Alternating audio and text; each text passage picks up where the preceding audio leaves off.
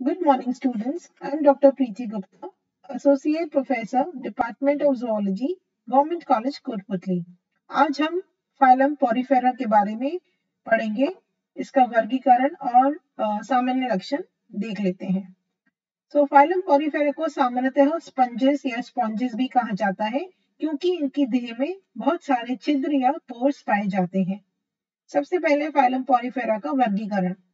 Phylum Porifera kingdom animalia को belong करता है। सब किंगडम इसके मेटाजोआ है, क्योंकि ये मल्टीसेल्युलर एनिमल्स होते हैं। Branch Parazoa, that is Parazoa में सेल्यूलर लेवल ऑफ ऑर्गेनाइजेशन पाया जाता है। कोशिकीय स्तर का संगठन पाया जाता है। फाइलम पॉरीफेरा, पॉरीफेरा जो नाम पड़ा है वो पोर बियरर्स यानी छिद्र पाए जाते हैं, इसलिए पॉरीफेरा कहलाए जाते हैं।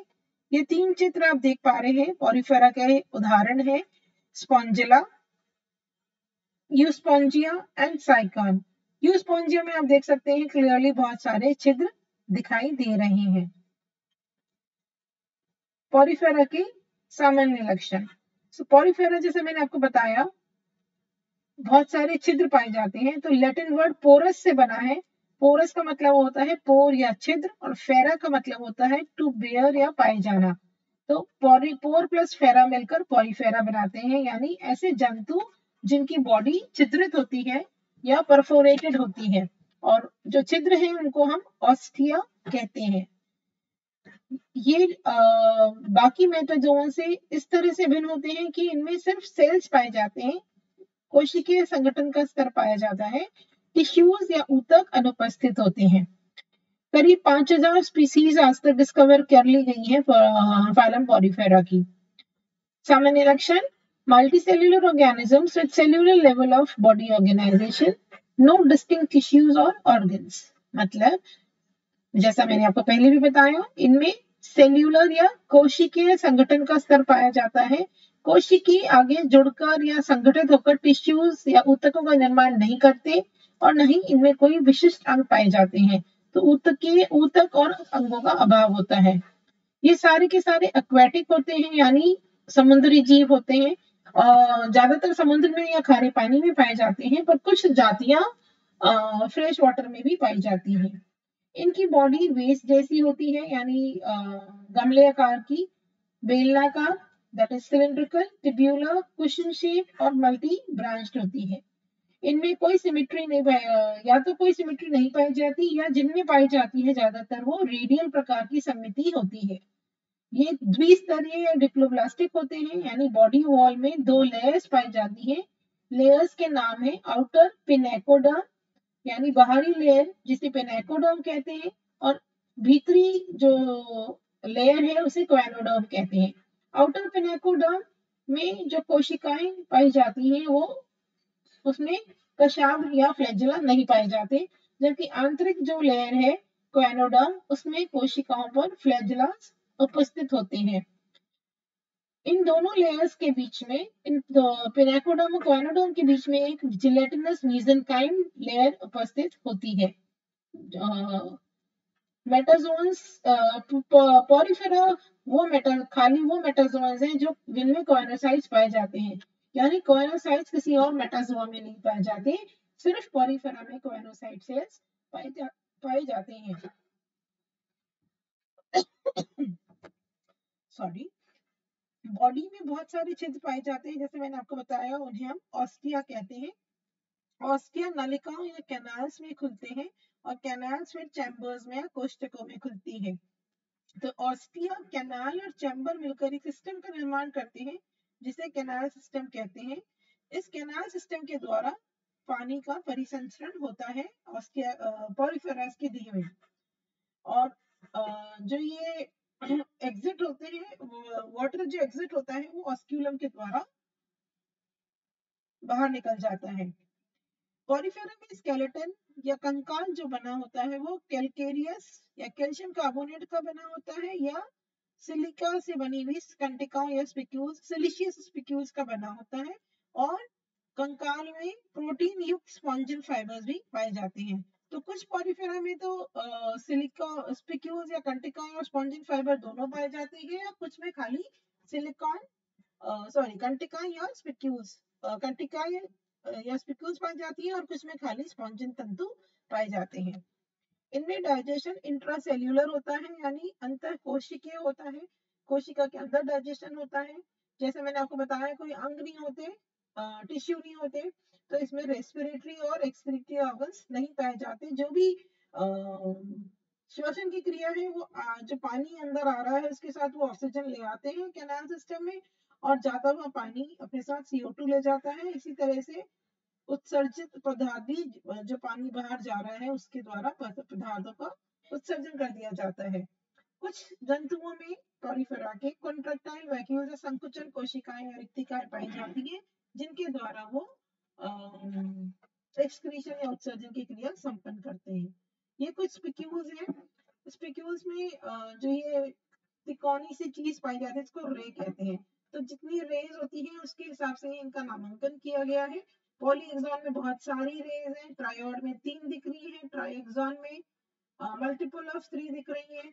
एम्फीडिस्क में देखिए दोनों स्पिक्यूल्स की तरफ एक छतरी नुमा आकार बन जाता है जिसे डिस्क कहते हैं, तो ये एम्फीडिस्क स्पिक्यूल्स है। इसमें एंकर है, ये टेट्राहेक्सॉन है 4, और मोनोहेक्सॉन में सिंगल एक रे है। तो ये कंटिकाएं इसका कंकाल तंत्र का निर्माण करती हैं। नर्वस सिस्टम पॉरीफेरा में प्रिमिटिव या आदि प्रकार का होता है और बाइपोलर या मल्टीपोलर कोशिकाओं का बना होता है। सारे उभयलिंगी होते हैं पॉरीफेरा के सदस्य, और क्रॉस फर्टिलाइजेशन के द्वारा प्रजनन करते हैं। एसेक्सुअल रिप्रोडक्शन या अलैंगिक जनन बर्ड्स या जेम्यूल्स के द्वारा होता है, और सेक्सुअल रिप्रोडक्शन ओवा और स्पर्म के द्वारा होता है। इनमें पावर ऑफ रीजनरेशन होती है, पुनरुद्भवन की क्षमता पाई जाती है। क्लीवेज होलोब्लास्टिक यानी विजलन जो डिवीजन है वो होलोब्लास्टिक प्रकार का पाया जाता है, और लार्वल स्टेज के द्वारा डेवलपमेंट होता है। और जो लार्वा है उसको हम पेरेन्काइम्यूलर लार्वा कहते हैं, और या एम्फीब्लास्ट्यूलर लार्वा कहते हैं, जो मुक्त रूप से स्विम करता है और सीलिएटेड होता है, यानी इसमें न्यूमरस सीलिया पाए जाते हैं। पॉरीफेरा का उसके स्केलेटन के आधार पर कि किस प्रकार का कंकाल पाया जाता है 3 वर्गों में वर्गीकृत किया गया है। पहला कैलकेरिया, दूसरा हेक्सैक्टिनेलाइडा, और तीसरा ही क्लास है डेमोस्पॉन्जिया। तो हम इनके कंपैरेटिव स्टडी कर लेते हैं। सी कैलकेरिया को कहते हैं लाइम स्पॉन्ज, हेक्सैक्टिनेलाइडा को कहते हैं ग्लास स्पॉन्ज, डेमोस्पॉन्जिया को कहते हैं फ्रेम स्पॉन्ज। तो ये याद रखिए आप, लाइम स्पॉन्ज, ग्लास स्पॉन्ज और फ्रेम स्पॉन्ज आपसे वन वर्ड के क्वेश्चंस में शॉर्ट आंसर्स में इनके बारे में पूछा जा सकता है। सो कैलकेरिया के जो सदस्य हैं ये एक्सक्लूसिवली मेराइन होते हैं, यानी केवल समुद्री पानी में या खारे पानी में पाए जाते हैं। हेक्सैक्टिनेलाइडा भी एक्सक्लूसिवली मेराइन होते हैं पर ज्यादातर गहरे समुद्र में पाए जाते हैं। डेमोस्पॉन्जी भी में भी सब फ्रेश वाटर होते हैं, सब मेराइन वाटर में पाए जाते हैं, पर स्पॉन्जिलिडी जो फैमिली है उसके सदस्य स्वच्छ जल में पाए जाते हैं। कैलकेरिया के सदस्य स्मॉल साइज, छोटे साइज के होते हैं। इनमें कैलकेरियस स्पंज पाया जाता है, 10 सेंटीमीटर से कम हाइट के स्पंजेस होते हैं। ये ग्लास स्पंजेस कहलाते हैं, जो बीच की साइज के होते हैं, करीब 1 मीटर तक इनकी हाइट होती है। इनमें दोनों होते हैं डेमोस्पॉन्जिया में small to large size. Calcarea के जो सदस्य हैं वो सॉलिटरी या कॉलोनियल होते हैं, यानी एकल रूप से भी पाए जाते हैं और निभा में भी पाए जाते हैं। हेक्सैक्टिनेलाइडा का ऐसा कुछ एक्सप्लेन नहीं है। डेमोस्पॉन्जिया भी सॉलिटरी या कॉलोनियल यानी एकल या निभा में पाए जाते हैं। कैलकेरिया का शेप जो है वो सिलिंड्रिकल या बेलनाकार होता है, वेज शेप। ये कप के आकार के होते हैं या उल्टी घंटी के आकार के, अर्न शेप या घड़े के आकार के होते हैं। ये कुशन जैसे या डेमोस्पॉन्जिया कप जैसे आकार के होते हैं। कैलकेरिया में रेडियल सिमेट्री पाई जाती है, हेक्सैक्टिनेलाइडा में भी रेडियल सिमेट्री पाई जाती है, और डेमोस्पॉन्जिया में एसिमेट्रिकल या असमिति होते हैं। कैलकेरिया में कैनाल सिस्टम हम आगे डिटेल में इसके बारे में पढ़ेंगे कि क्या होते हैं ये कैनाल सिस्टम, पर अभी के लिए आप बस इतना याद कर लीजिए कि एस्केनॉइड, साइकोनॉइड और लिकोनॉइड प्रकार तीनों टाइप का जो कैनाल सिस्टम है वो कैलकेरिया में पाई जाता है, जबकि हेक्साक्टिनिलेडा में खाली साइक्लोनॉइड और लिकोनॉइड प्रकार के कैनाल सिस्टम पाया जाता है, और डेमोस्पोंजिया खाली leuconoid kind of canal system show करता है। कैलकेरिया में स्केलेटन कैलकेरियस स्पिक्यूल्स का बना होता है। हेक्साक्टिनिलेडा में कंटिकाएं जो है वो ट्राइहेक्सॉन होती है और सिलिका की बनी होती है, और हेक्साक्टिनिलेडा में सॉरी डेमोस्पोंजिया में भी सिलिका के स्पिक्यूल्स होते हैं, पर मोनो और टेट्रा होते हैं, जबकि हेक्साक्टिनिलेडा में आपको पता है 6 हेक्सा स्पिक्यूल्स होते हैं या त्रिस्तरीय वाले एक्सॉन्स पाए जाते हैं। और इसमें स्पॉन्जिन फाइबर्स या स्पॉन्जिन तंतु भी डेमोस्पोंजिया में पाए जाते हैं। क्लास कैलकेरिया के 2 ऑर्डर्स हैं। अब फर्दर चलते हैं। क्लास कैलकेरिया के 2 ऑर्डर्स हैं, होमोसीलिया एंड हेट्रोसीलिया। होमोसीलिया के स्पॉन्जेस को एस्कोनॉइड स्पॉन्जेस कहते हैं। इनकी बॉडी वॉल थिन होती है और अनफोल्डेड होती है, यानी मुड़ी हुई नहीं होती। इनमें कोएनोसाइट्स कोशिकाएं पाई जाती हैं स्पॉन्जोसेल के चारों ओर। दे आर कॉलोनियल यानी निभा में रहते हैं। इसका एग्जाम्पल है लिकोसोलेनिया। हेट्रोसीलिया में साइकोनॉइड और ल्यूकोनॉइड स्पॉन्जेस पाए जाते हैं। बॉडी थिक फोल्डेड होती है। Coenocytes line the radial canal flagellated chamber. Solitary होते हैं और कॉलोनियल होते हैं, यानी यह कोएनोसाइट्स यहाँ पे स्पॉन्जोसेल को लाइन करते हैं, यहाँ पर जो कैनाल की रेडियल कैनाल है उसको लाइन करते हैं, मतलब उसके चिपके रहते हैं कोएनोसाइट्स। ये कॉलोनियल होते हैं। होमोसीलिया हेट्रोसीलिया दोनों होते हैं, यानी कॉलोनियल मतलब निभा बना के भी रहते हैं और एकल रूप से भी पाए जाते हैं। इसका एग्जाम्पल है साइकन और Grantia. So this is the diagram of Leucosolenia, जिसमें आप देख सकते हैं निभा बना के रह रहे हैं। ये साइकन का है एग्जाम्पल, इसमें भी ये निभा बना के रह रहे हैं। सेकेंड क्लास थी हमारी हेक्साक्टिनिलेडा। हेक्साक्टिनिलेडा के 2 ऑर्डर होते हैं, हेक्सास्टीरोफोरा एंड एम्फीडिस्कोफोरा। हेक्सास्टीरोफोरा में अगेन कंटिकाएं जो है हेक्सा स्टार्स होती हैं, यानी स्टार शेप पंचरीय 5 रेस की बनी होती हैं, यानी तारे के रूप में या स्टार लाइक शेप में होती हैं। जबकि एम्फीडिस्कोफोरा में स्पिक्यूल्स और एम्फीडिस्क, जैसा मैंने आपको पीछे डायग्राम में दिखाया था कि दोनों तरफ एक छतरी नुमा डिस्क पाई जाती है, कॉन्वेक्स विथ मार्जिनल टीथ। तो इस तरह की कंटिकाएं पाई जाती हैं। हेक्सास्टीरोफोरा सतह से चिपके रहते हैं डायरेक्टली, मतलब स्थानबद्ध होते हैं और डायरेक्टली चिपके रहते हैं, जबकि एम्फीडिस्कोफोरा भी स्थानबद्ध होते हैं, बट इनमें कुछ जड़ पाई जाती है जिन्हें रूट टफ्ट कहते हैं, जिसकी मदद से ये जुड़े रहते हैं। इसका एग्जाम्पल है हेक्सास्टीरोफोरा का यूप्लेक्टिला, जिसे वीनस फ्लावर ऑफ बास्केट कहते हैं। जापान में इसको जब शादी होती है तो इसको गिफ्ट में दुल्हन को दिया जाता है, so it is called as Venus flower basket. और एम्फीडिस्कोफोरा का एग्जाम्पल है हाइलोनेमा, which is also known as glass rope sponge. These are the examples. See, this is Euplectella. देखिए कितना सुंदर है ये, एक बास्केट की फ्लावर बास्केट जैसा शेप है इसका।